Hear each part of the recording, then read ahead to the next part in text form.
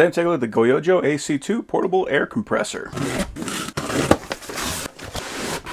So we have got a power supply. We've got our instructions. Those are in full color. It says it uses 12 volts. You'll be able to use that with your car, or you'll be able to use that with that power supply. Between 30 and 50 amps. Has a weight of about 11 pounds and can put out 300 bar or 4,500 PSI.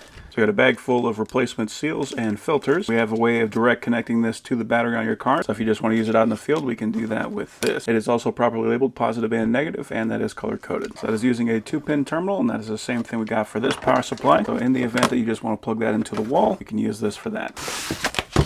So that is a super tiny little compressor. It does have a carry handle, so we can carry that guy around. We got 2 fans for active cooling. We have our valve. We have our gauge on the top that goes up to 40 MPa. We got our port for our power, and we got our on-off switch on the side. And this is an important part. This does not have an auto shut-off, so you're going to have to monitor this while it's filling. When it gets to the pressure that you want, and you're going to have to manually shut that off. Not a big deal. Just want to make sure you're keeping an eye on that gauge, and you shut it off when it is filled. So I'm going to plug the power supply into the back, and then I'll plug that in. We have active cooling there on the power supply.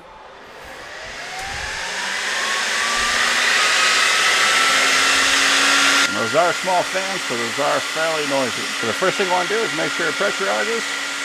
And to close the bleed valve, it does come with our plug.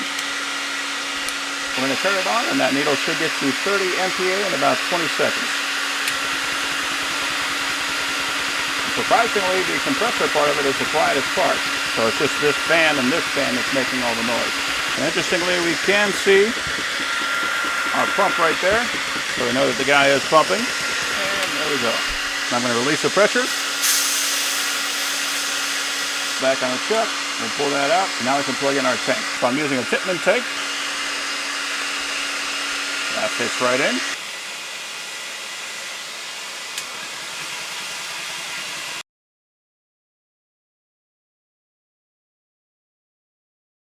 Okay.